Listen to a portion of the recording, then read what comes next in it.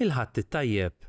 Illum il-Ħadd 13 ta' April, il-Knisja Kattolika tagħti bidu għal ġimgħa mqazza biċ-ċelebrazzjoni ta' Ħadd il-Palm li tfakkar id-dħul trionfali ta' Ġesu f'Ġerusalemm ftit jiem biss qabel il-passjoni u l-mewt tiegħu. Nilqakom għall-quddiesa tal-lum immexxija mill-Arċisqof Charles Scicluna mill-Konkatedral ta' San Ġwan, il-Belt Valletta. Jikkonċelebra il-Kapitlu Metropolitan. Waqt il-quddiesa isir id-berik tradizzjonali tal-Frijej taż-Żebbuġ.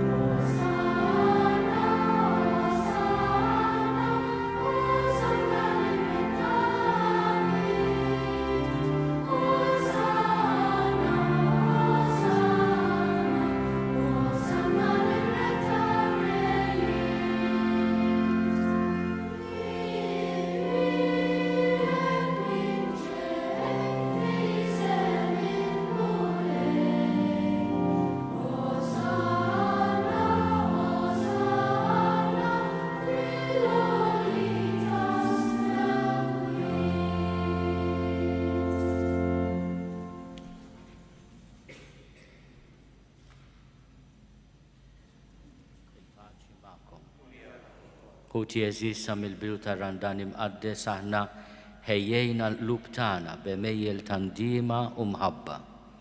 Illum inġborna hawn flimkien biex mal-Knisja kollha nagħtu bidu għaċ-ċelebrazzjoni tal-misteru tal-Għid tal-Mulej.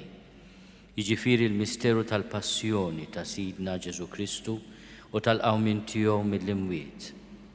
Kien għalhekk li Ġesu daħal Ġerusalemm biex itemm dan il-misteru.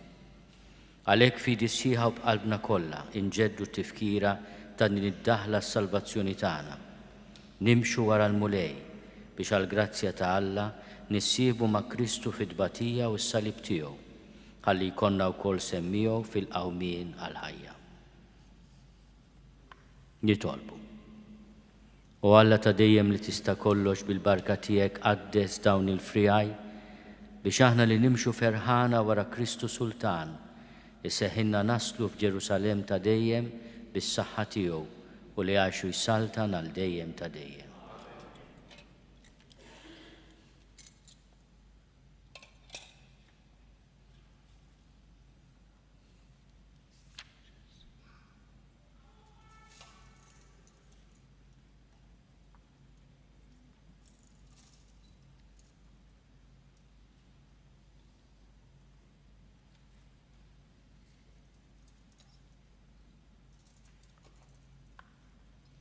Il-mulejkum fommu kif qalbi xandar kif jixraq l-Evanġelju għaddis tiegħu isem tal-Missieru tal-Iben u tal-Ispiritu Santu.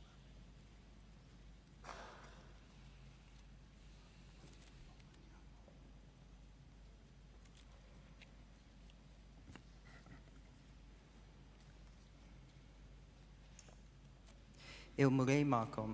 U miegħek ukoll. Qari mill-Evanġelju skont San Luqa. Glorja lilek, mulej.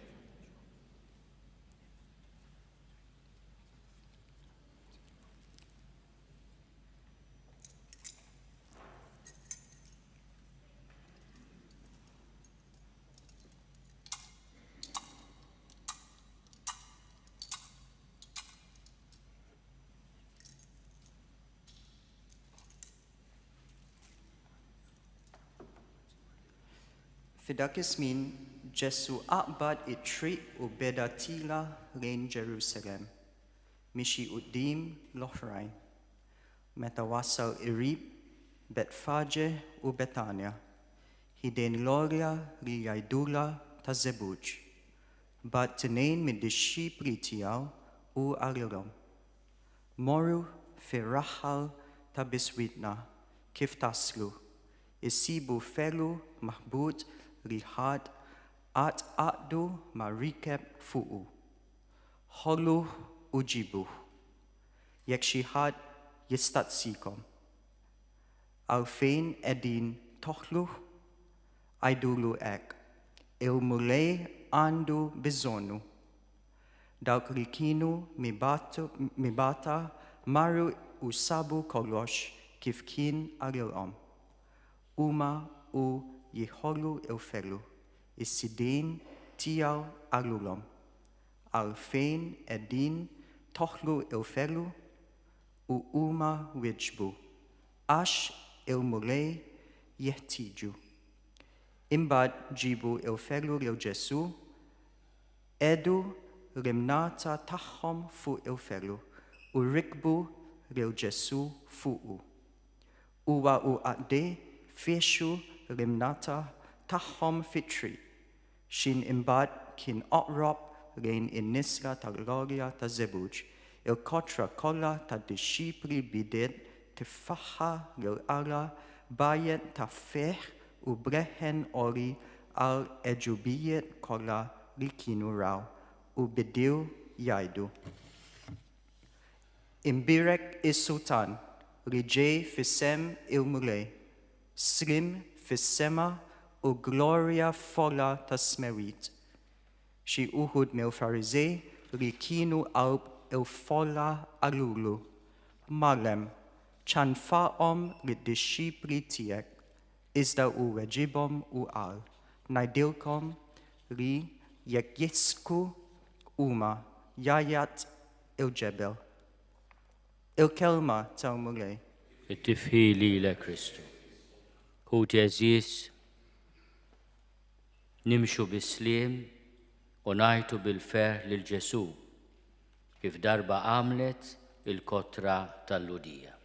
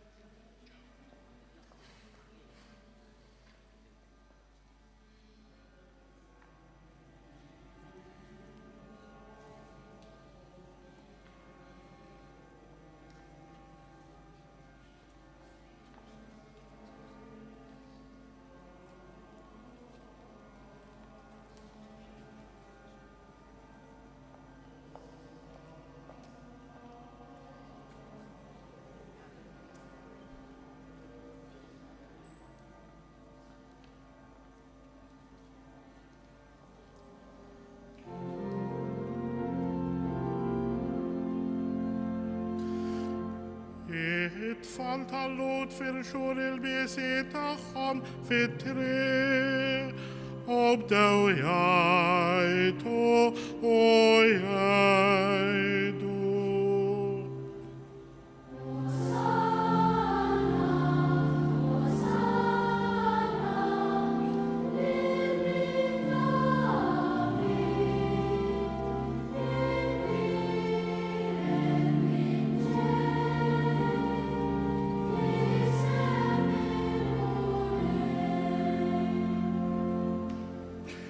Tal-mulej l-art u kull ma fija, id-dinja u kull ma jgħix fija,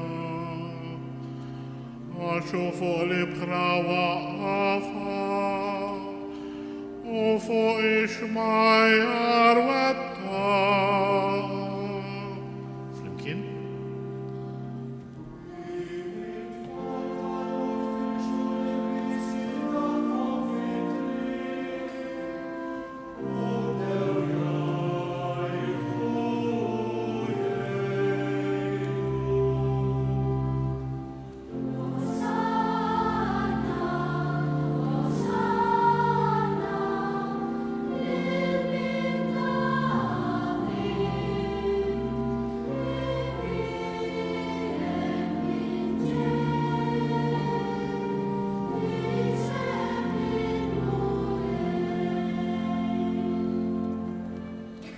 Min jista' jgħodfu l-għolja tal-mulej u min jgħod fil-posti mqaddes tiegħu, min għandu jdeħinda fuq qalbu safja, min ma taxruħu għal-fruħ u għal-qasba ħaref bil-qelb.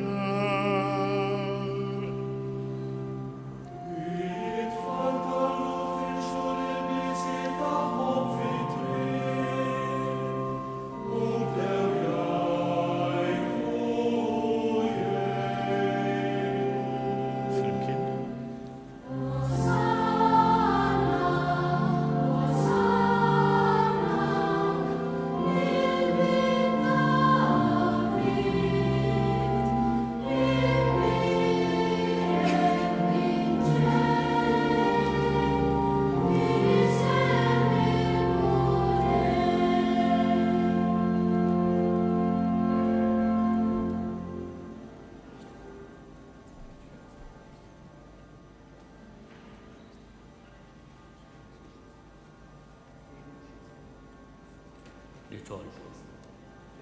U Alla ta' dejjem li tista' kollox inti lilna l-bnedmin tajtna eżempju ta' umiltà meta rid li s-Salvatur tagħna jsir bniedem bħalna u jieħu l-mewt tas-salib. Fil-ħina tiegħek agħtina li s-sabar tiegħu ikun ta' tagħlim għalina u li jistoqilna nissieħbu miegħu fil-qawmien għall-ħajja. Bibnek Ġesu Kristu Sidna li Alla u li miegħek jgħixu jissaltan fl-imkien mal-Ispirtu Santu għal dejjem ta' dejjem.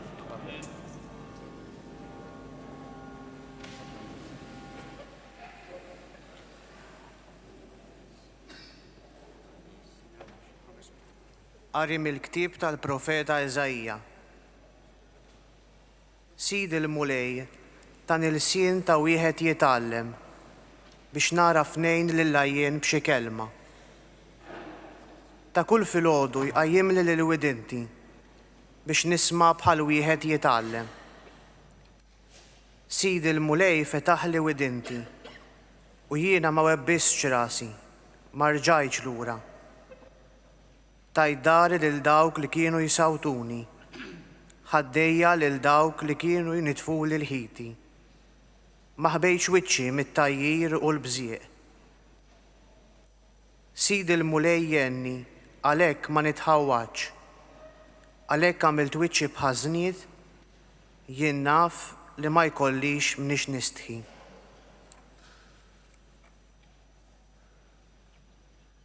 Verbum Domini.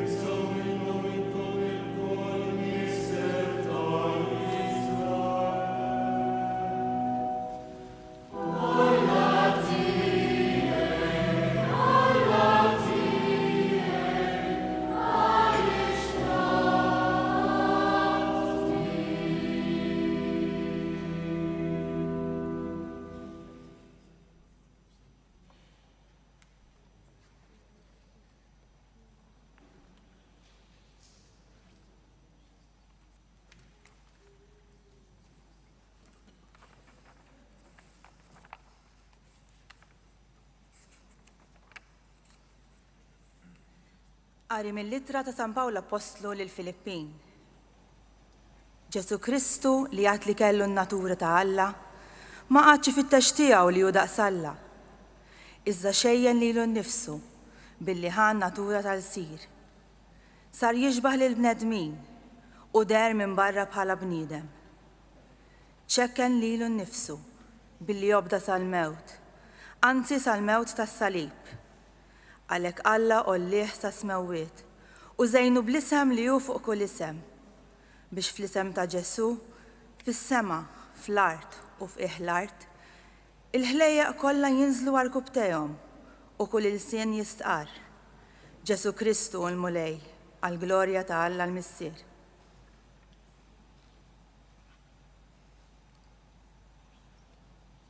Il-kelma tal-mulej.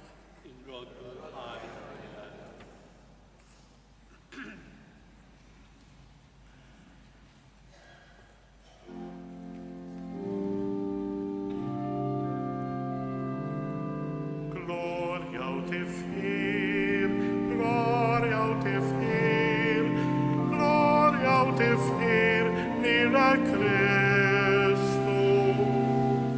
Gloria u tifħir, gloria u tifħir, gloria u tifħir nila Kristu. Minħabba fina Kristu għabda sal-mewt, anzi sal-mewt tas-salib. Għalhekk Alla qollih sa smewwiet u żejnu bl-isem li hu fuq kull isem. Gloria u tifħir, gloria u tifħir, gloria u tifħir nila Kristu.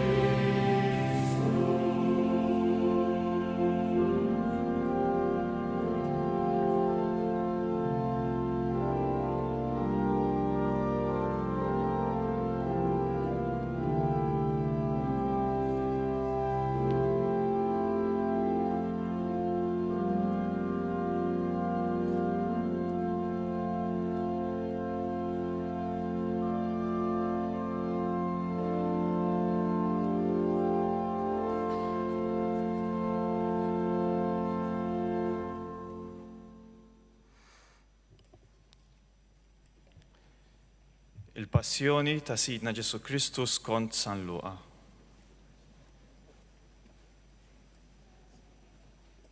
Meta sar il-ħin, Ġesu għad fuq il-mejda flimkien mal-Apostli u qalilhom: Kelli xewqa kbira li nagħmel din rikla tal-għid magħkom qabel ma imbagħti. Għaliex ngħidilkom, din rikla m'iniex se nagħmilha iżjed sa ma tkun seħħet għal kollox fis-saltna ta' Alla. U qabad kalċi, rat il-ħajr u qal: Ħudu dan il-kalċi u qaqsmuh bejnietkom. Għaliex ngħidilkom, minn issa l-qudiem ma nixrobx iżjed minn frott tad-dilja sa ma tiġi s-saltna ta' Alla. Imbagħad ħal ħobs, rat il-ħajr, qasmu, newwilulhom u qal: Dan hu ġismi li jinħata għalikom, għamlu dan bit-tifkira tiegħi. Hekk ukoll wara l-ikla ħal kalċi u qal: Dan il-kalċi huwa il-patt il-ġdid bid-demi, id-dem li xxerret għalikom. Imma aqraw id-dak li seħ jittradini qiegħda miegħi fuq il-mejda, għax tassiju li bin il-bniedem imuh kif hemm maqtuh, imma ħażin għalih dak il-bniedem li ittradih. U malek bdew jistaqsu lil xulxin min minnhom kien se jagħmel dan. Inqalet ukoll kwistjoni bejnietom dwar min minnhom kellu jinżamm bħala l-akbar wieħed. Imma hu qalilhom: Fost il-pagani is-slaten jakmu fuq in-nies u dawk li iħadmu is-seta fuqhom issejħulhom benifatturi.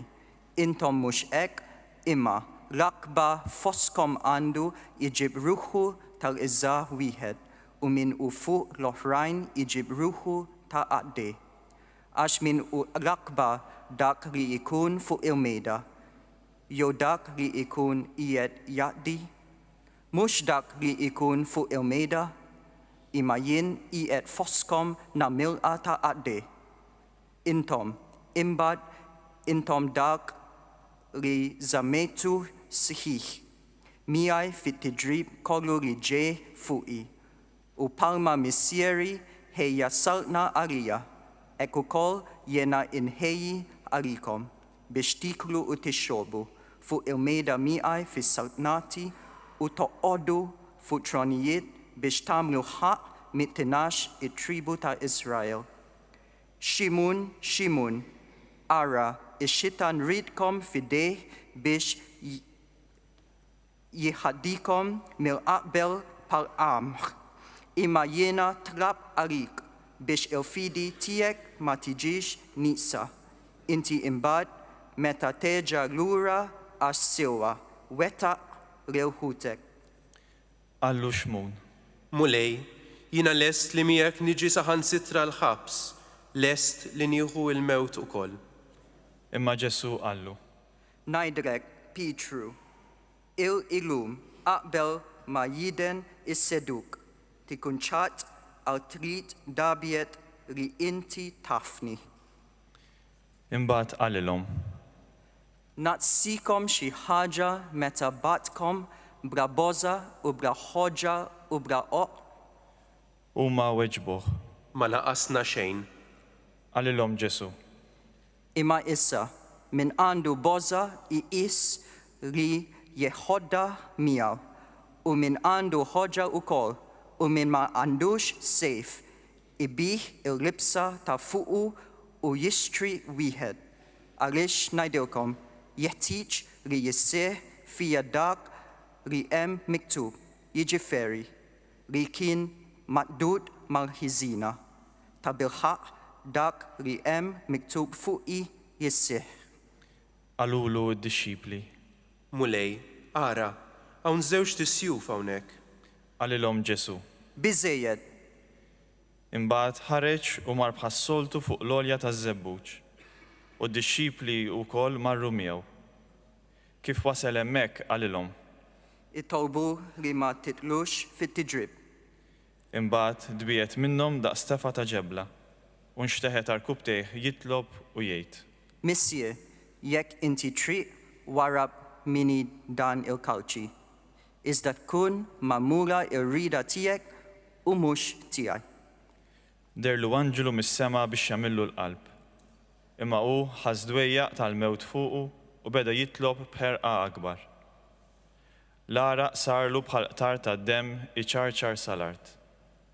Imbagħad qam mit-talb, mar ħdejn id-dixxipli u sabhom riqdin minħabba s-swiet ta' qalb. U qalilhom. Kif irqattu umu u itolbu biex ma titlux fit-tidrib. Kif kien għadu jitkellem waslet ġemma nies. Quddiem kien hemm dak li jismu Ġuda, wieħed mit-tnax, u dan resaq lejn Ġesu biex ibusu. Imma Ġesu qallu. Bilsa għażilt Ġuda biex titradi rewbin il-bniedem. Dawk ta' madwaru meta raw x'kien ġej qalulu. Mulej, tridx nagħtu bis-sejf. U wieħed minnhom ta' daqqa ta' sejf lil qaddej tal-qassis il-kbir u qatalu barra widintu l-leminija. Imma Ġesu qal. Ifu, biżejjed. U meslu widintu u fejqu. Imbagħad Ġesu qal lill-qassisin il-kbar, lill-uffiċjali tat-tempju u lix-xjuħ li ġew għalih. Iskom ħiriġtu għal xi ħaril, amati bis-sijuf u bis-saten. Meta kont inkun magħkom kuljum fit-tempju, ma meddejtux idejkom fuqi, imma din hi s-sejja tagħkom u s-seta ta' dramijiet.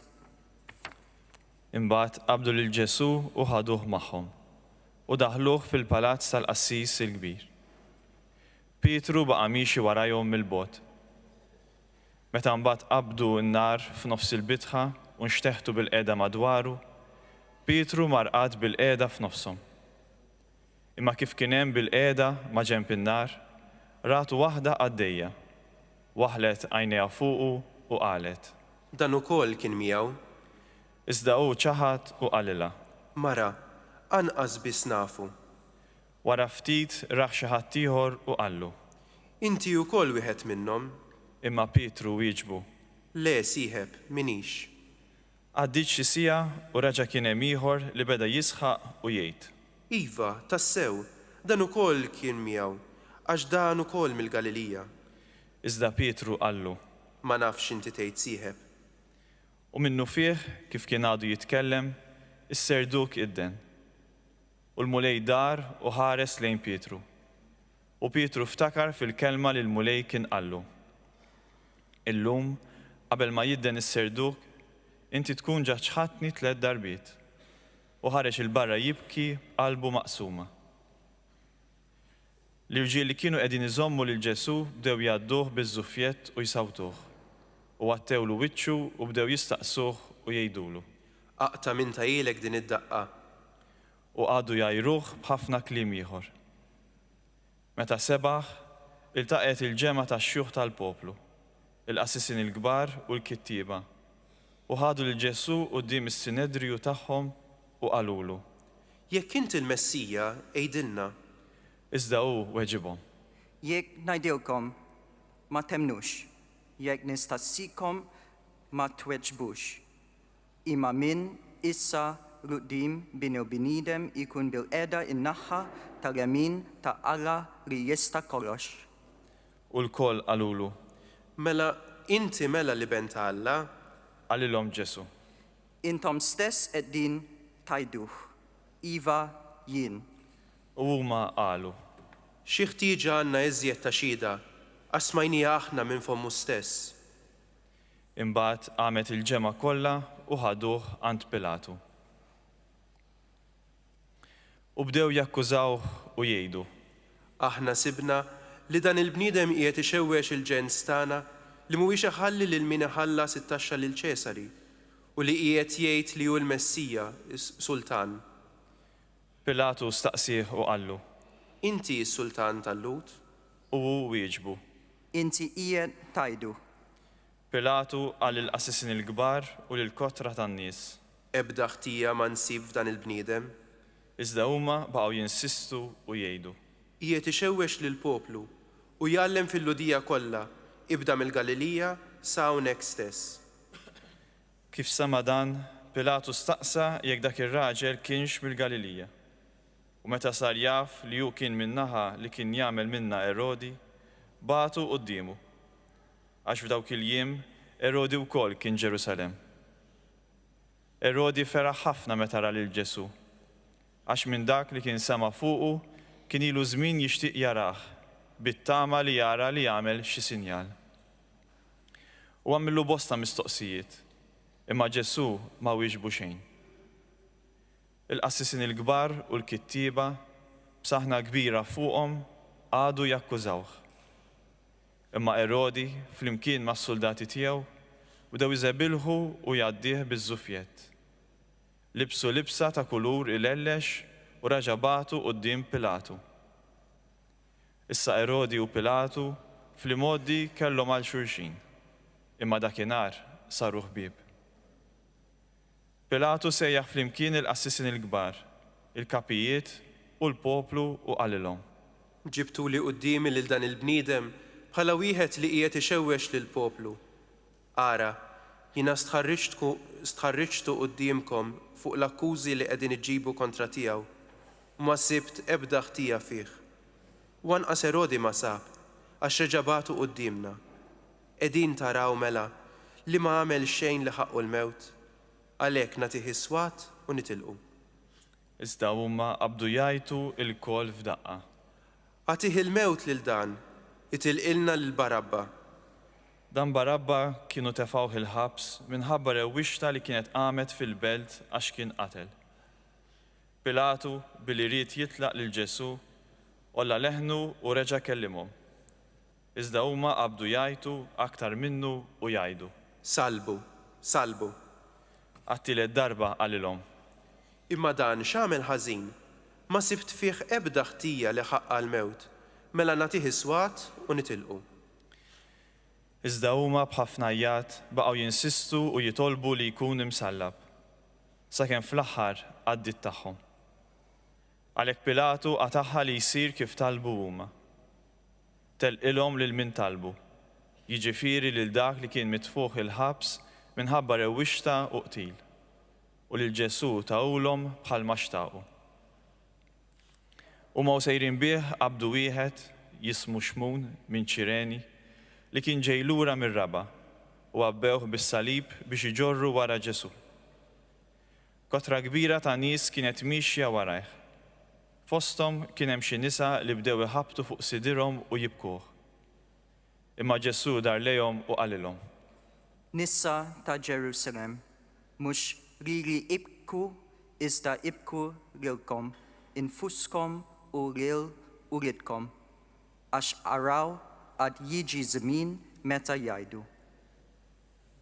Ħinija dik li ma għandix tifal, ħini uġuf li qatt ma urid u is-sideħ li qatt ma reda.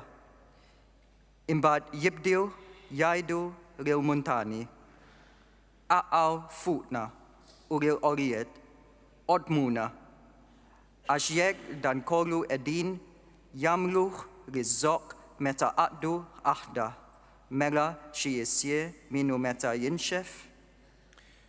Kien hemm ukoll tnejn oħra, żewġ tirġiel ħatja li ħaduhom għall-mewt miegħu. Meta waslu fil-post jgħidulu l-qorrija, salbuhom hemm, lilu u lil ħatja, wieħed fuq il-lemin tiegħu u l-ieħor fuq ix-xelluk. U Ġesu qal: Missier, għaffilhom għax ma jafux x'inhuma jagħmlu. Imbagħad tellaw ix-xorti u qasmu ħwejġu bejniethom. Il-poplu waqaf hemm, iħares, waqt il-kapijiet bdew jiddieħku b'Ġesu u jgħidu: Salva lill-oħrajn, ħajsalva lilu nnifsu jekk dan hu l-Messija, il-Maħtur ta' Alla. Is-suldati wkoll bdew jgħadduh biżmien u resqu lejh, newlulu nbit qares u qalulu: Jekk inti s-Sultan tal-Lut, salva lilek innifsek. Fuq rasu kien hemm ukoll kitba li kienet tgħid: Dan huwa s-Sultan tal-Lut. Wieħed mill-ħatjin li kienu msalbin miegħu beda jgħajru u jgħidlu: Inti m'intix il-Messija, salva lilek innifsek u lilna. Imma qabeż l-ieħor ċanfru u qallu: Anqas minn Alla inti ma tibża, int li qiegħed taħt l-istess kundanna, tagħna hija ġusta tassew, għax qegħdin nieħdu li ħaqna ta' kull ma għamilna, imma dan ma għamel xejn ħażin. Imbagħad qal: Ġesu, ftakar fija meta tidħol fis-saltna tiegħek. U Ġesu jiġbu: Tassiu ngħidlek, illum kun fil-ġena miegħi. Għal-ħabta tas-sitt siegħa waqgħet dalma kbira fuq il-pajjiż kollu sa d-disa' siegħa, għax ix-xemx iddalmet. Il-velu tas-santwarju ċarrat min-nofs. Imbagħad Ġesu għajat għajta kbira u qal: Missier, fidejk jinneħħi ruħi. U kif qalek ħarġet ruħu.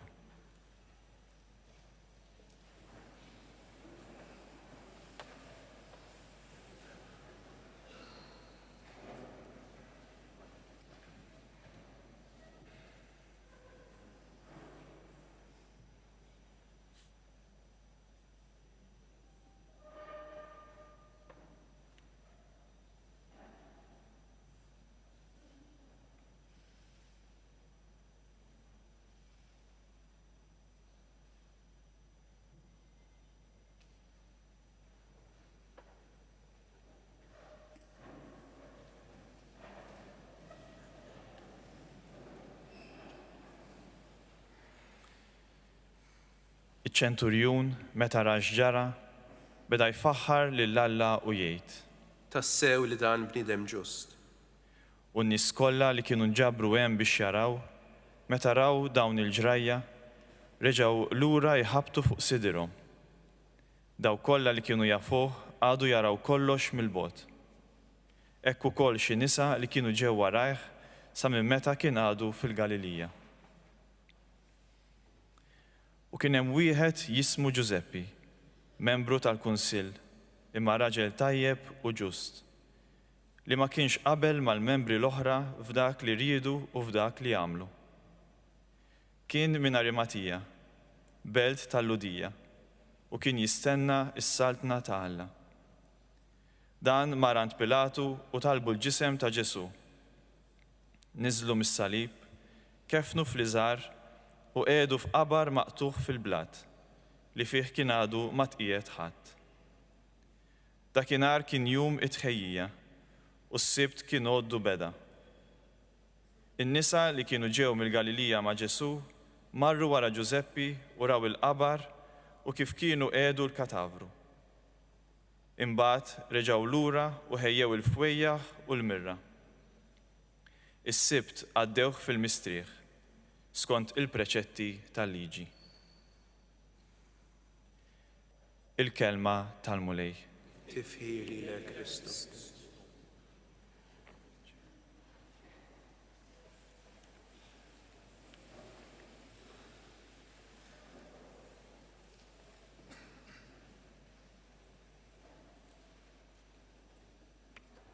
First of all, I would like to greet our guests.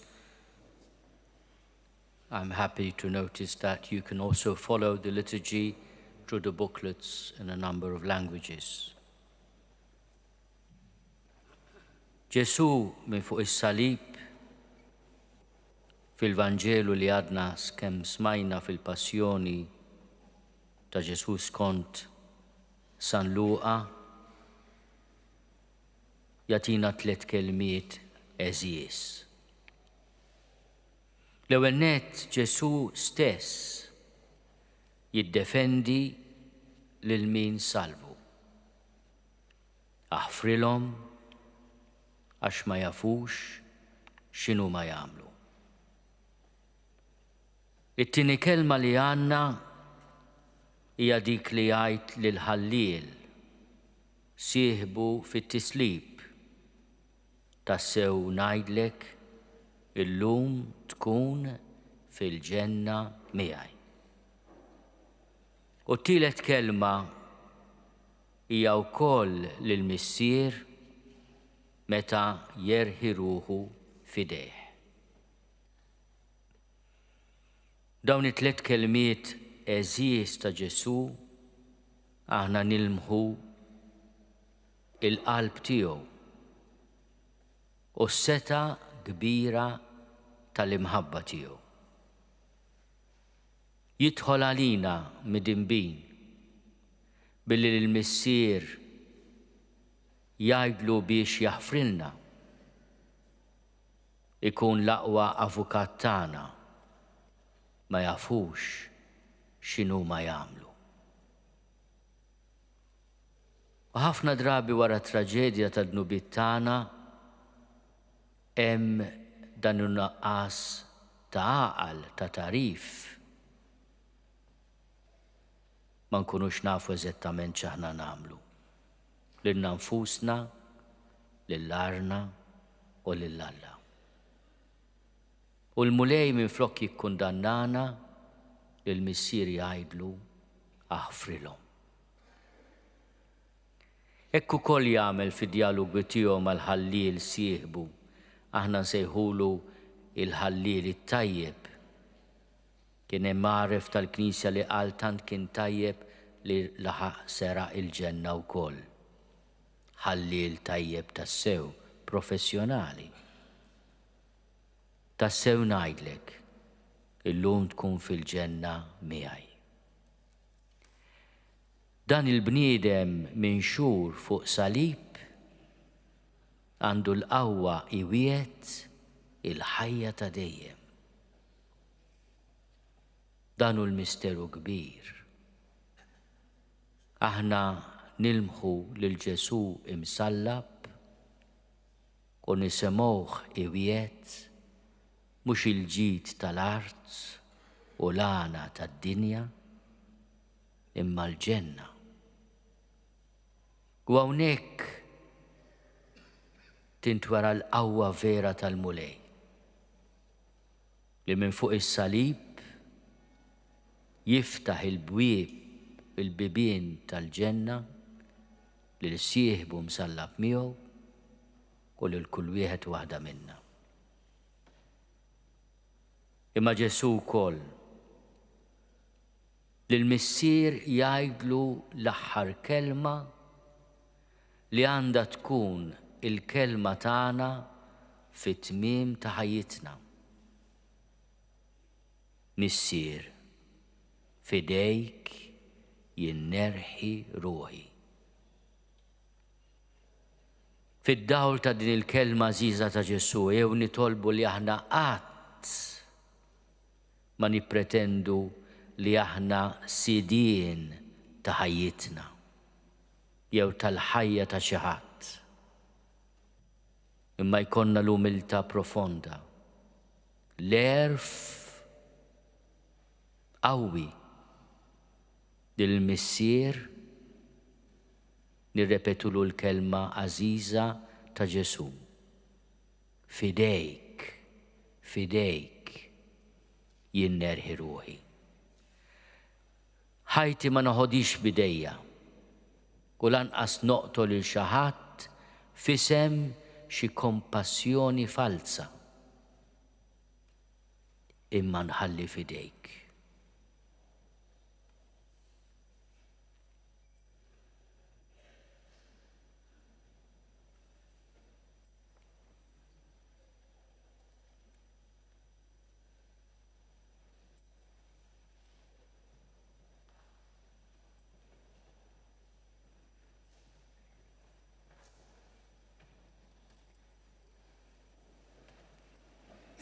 Jina nemmen falla wieħed il-missier li jista' kollox, li ħalaq is-sema u l-art, dak kollu li jidher u dak li ma jidhirx.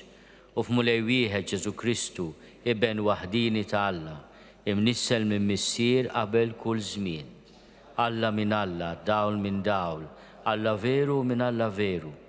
Imnissel mhux magħmul, natura waħda mal-missier u bih sar kollox.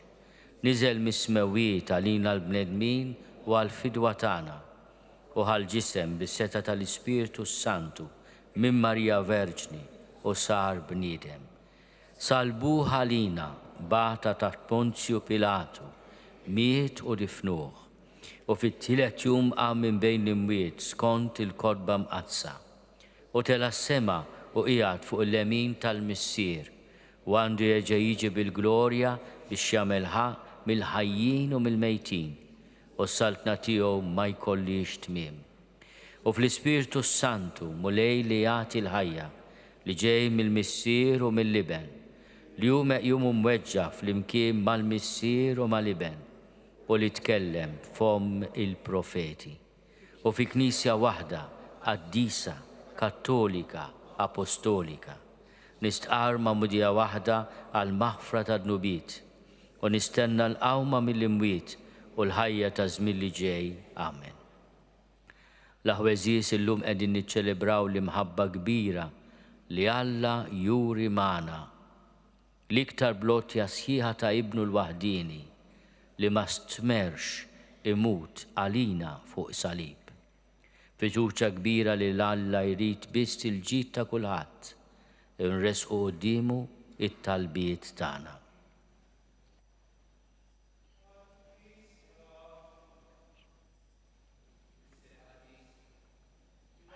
Tutijek fil-Knisja biex ma tieqaf qatt tħabbar lill-bnedmin tad-dinja il-ħelsien li jgawdi min jerfa' salibu u jimxi wara ibnek. Dominum da precemur.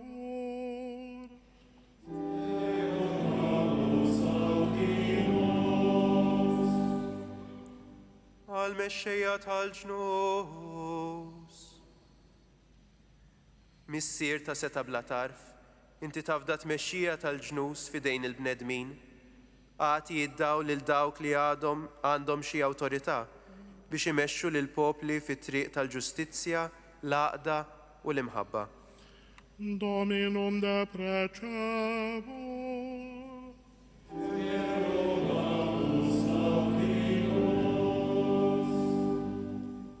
Għal dawk li qegħdin ibatu xi inġustizzja.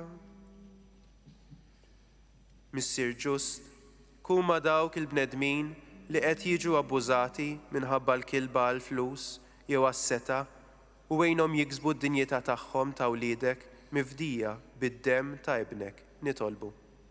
Dominum da precamur.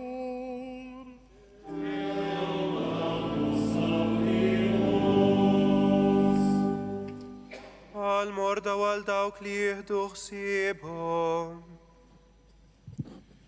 Missier il-ħajja, għat il-fejqan lil dawk li huma morda, qawwi l-qalb ta' min idur bihom, sabbar lil min qed iġarrab in-niket tat-telfa u qawwina l-koll fit-tama ta' żminijiet aħjar. Dominum da precamur.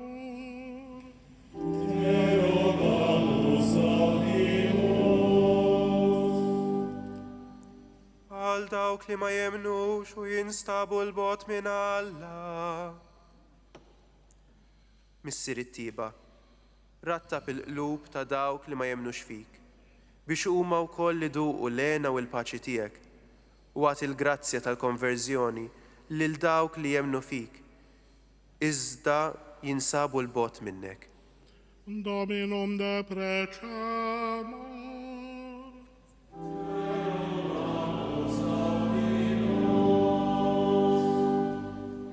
Għalina l-koll.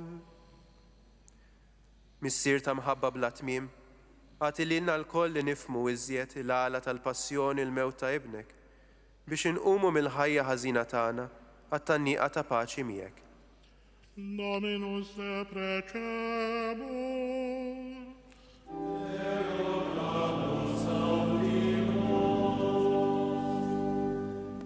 Missieru Alla tagħna inti tatina li ta' kull sena niftakru bil-qima fil-misteru tal-mewt u l-qawmin ta' ibnek. Isma' dawn it-talbiet li qed nagħmlulek minn qalbna u għatina li kif qed imbagħtu ma' ibnek hekk ukoll inqimu miegħu f'jum il-qawmien bi Kristu Sidna.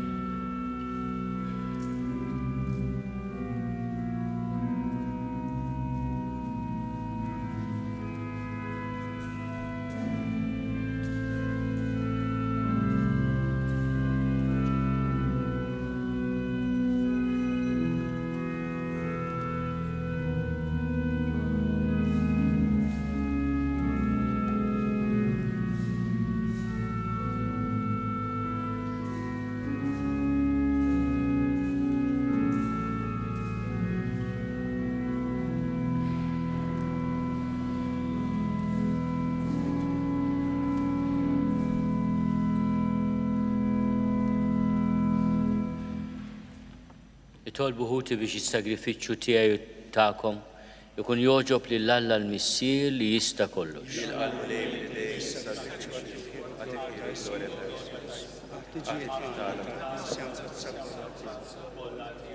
Għal-passjoni ta' ibnek il-waħdini taffi issa mulej il-korla tiegħek għalina, mhux għax jistoqilna minħabba xi għemil tagħna, iżda bil-qawwa tal-ħnina tiegħek u ta' dan is-sagrifiċċju waħdini li sejrin nofrulek. Bi Kristu Sidna. Il-mulej ma'kom. Nerfgħu lubna l-fuq. Niżuħaj lill-mulej Alla tagħna. Sewwa u xieraq tas-sew mulej missier qaddis, Alla ta' dejjem li tista' kollox. Tajjeb u taġi tas-salvazzjoni tagħna li dejjem u kullimkien nrodulek ħaj bi Kristu Sidna. U li ma kellux ħtija oġbu jbati għal ħatja u għal ħżiena jilqa' kundanna li ma kienx ħaqqu. Bil-mewt tiegħu ħassar il-ħtijiet tagħna u bil-qawmin tiegħu għal ħajja kiseb għalina il-ġustifikazzjoni. Għalhekk flimkien mal-anġli kollha aħna wkoll infaħruh u f'ferħ kbir intennulek.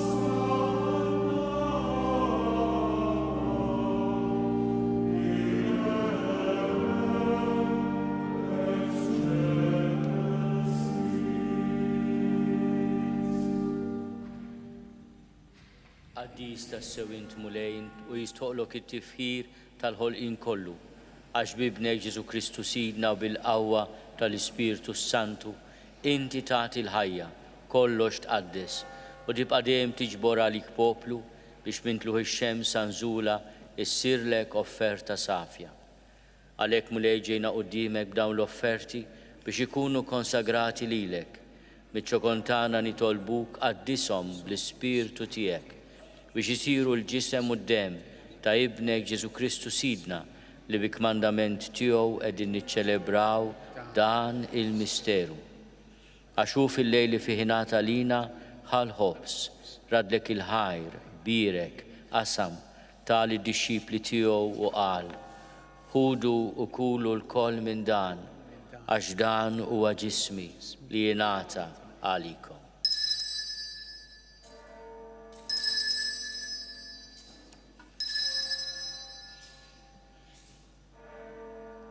Ekku koll wara l-ikla ħal-kalċi, radlek il-ħajr, birek, tali d-dixxipli tiegħu u qal: ħudu u jxorbu minnu l-koll, għax dan huwa l-kalċi ta' demmi tal-patt il-ġdid li jibqa' għal dejjem, id-dem li jxerret għalikom u għal-bnedmin kollha għal maħfra ta' dnubiet.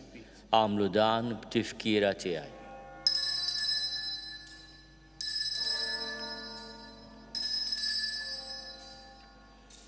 Dan hu l-misteru tal-fidi.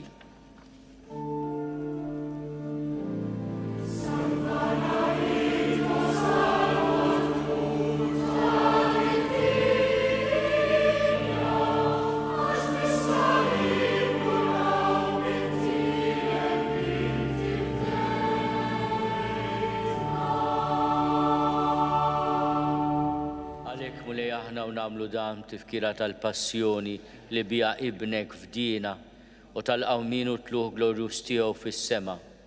Aħna li qegħdin nistennew u nittamaw it-tieni miġja tiegħu brat il-ħaj nofrulek dan is-sagrifiċċju ħaj u qaddis. Ħares nitolbuk lejn l-offerta tal-Knisja tiegħek.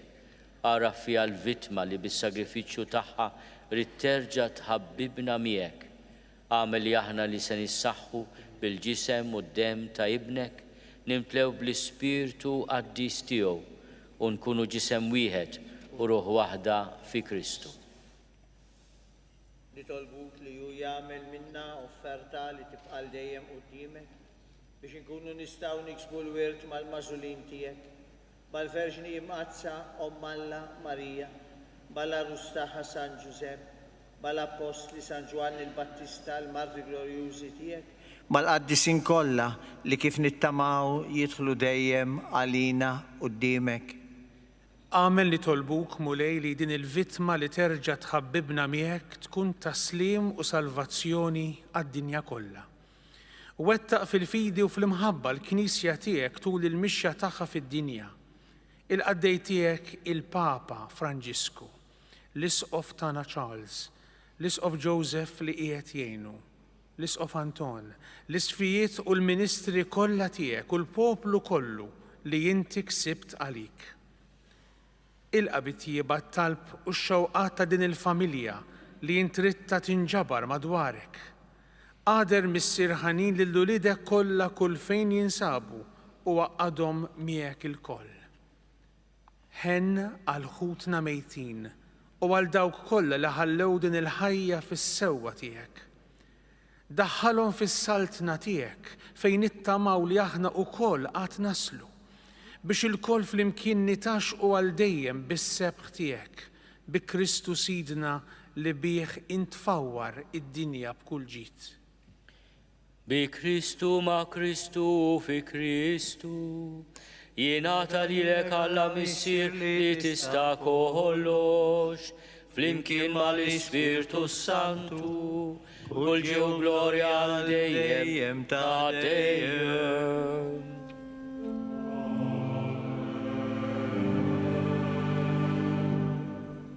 Ejjew nitolbu kif għallimna u ridna nagħmlu li ben ta' Alla Ġesu għas-salvazzjoni tagħna. Missierna li inti fis-smowiet jitqaddes ismek, tiġi saltnatek, ikun li trid int kif is-sema hekk fl-art. Ħobżna ta' kuljum atina llum, aħfrilna dnubietna bħalma naħfru l-minu ħati għalina. La ddaħħalniex fit-tiġrib, iżda eħlisna mid-deni. Eħlisna nitolbuk mulej minn kull deni. Għatina fit-tjiebu ħnina tiegħek il-paċi fi żmienna biex inkunu ħielsa dejjem mid-dnub u mħarsa minn kull inkwiet. Aħna u nistennew u nittamaw ilena u l-miġja tas-Salvatur tagħna Ġesu Kristu. Mulej Ġesu Kristu li għat lill-Apostli tiegħek inħallilkom is-sliem, natikom is-sliem tiegħi, la tħares lejn nubietna, iżda ħares lejn il-fidi tal-Knisja tiegħek. Għati jaslimu l-għaqda li int trid fiha, int li tgħixu s-saltan għal dejjem ta' dejjem. Amen. Il-paċi tal-mulej tkun dejjem magħkom. Miegħek ukoll. Għatu il-paċi lil xulxin. Il-ġisem flimkien mad-dem ta' Sidna Ġesu Kristu ikun jiswew lilna li se nħadmu bihom għal ħajja ta' dejjem.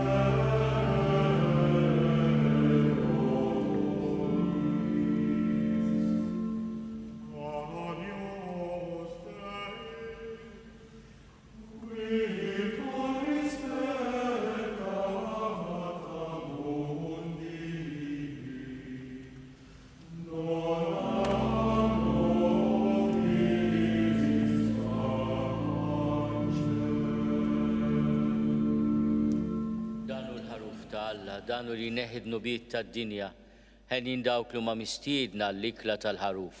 U lej ma jistoqlix li tidħol taħt is-saqaf tiegħi iżda biss kelma waħda u ruħi tkun infejqa.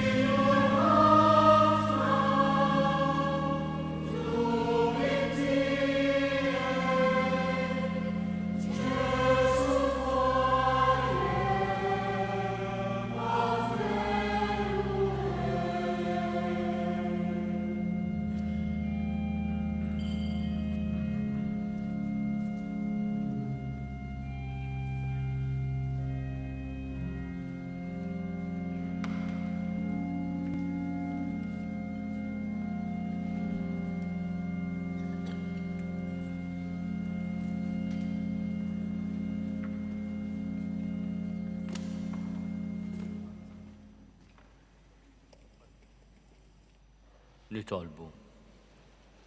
Issa li tqarbilna bid-don qaddis tiegħek fiċ-ċokontana mulej nitolbuk biex bħalma bil-mewt ta' ibnek tajtna t-tama tal-ħwejjeġ li nemnu, hekk ukoll bil-qawmin tiegħu għall-ħajja twassalna l-premju li lejh aħna miexja bi Kristu Sidna. Amen. Bdejna l-ġimgħa mqazza, suġġeriment żgħir li ngħixu din il-ġimgħa mqazza sens kbir ta' ġabra ta' devozzjoni nsibu iżjed ħin għat-talb u għall-karità. We have started Holy Week.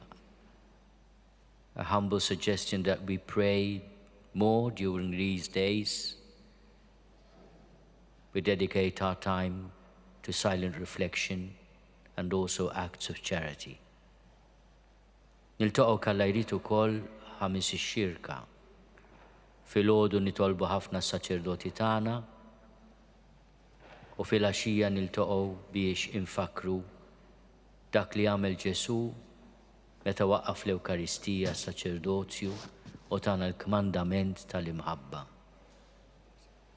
Fi 3 ijiem qaddisa, ħamis, il-ġimgħa u s-sibt, il-Knisja tatina indulġenza plenarja għal kull min hu sehem fil-funzjonijiet qaddisa, il-ħelsien mit-tpattija kollha ta' dnubietna. U mbagħad ħadd-tilgħid nilqgħu il-barka tal-qdusija tiegħu il-Papa li wkoll twasslilna l-indulġenza plenarja. Il-mulej magħkom. Baxxu raskom biex tirċievu l-barka ta' Alla.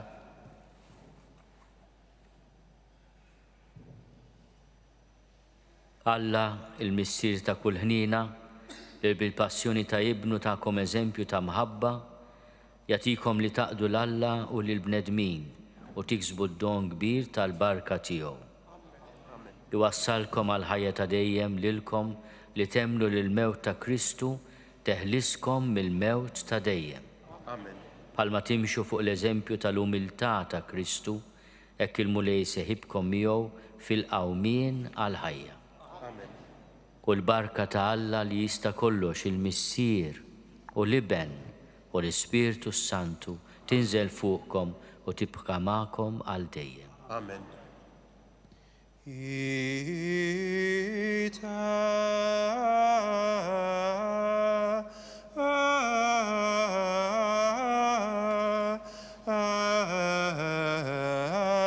Missa est.